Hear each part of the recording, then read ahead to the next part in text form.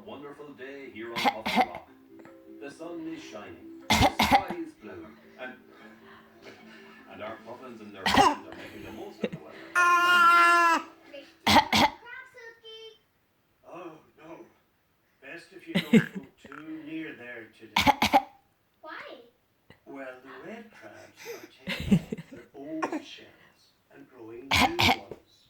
They need peace and quiet.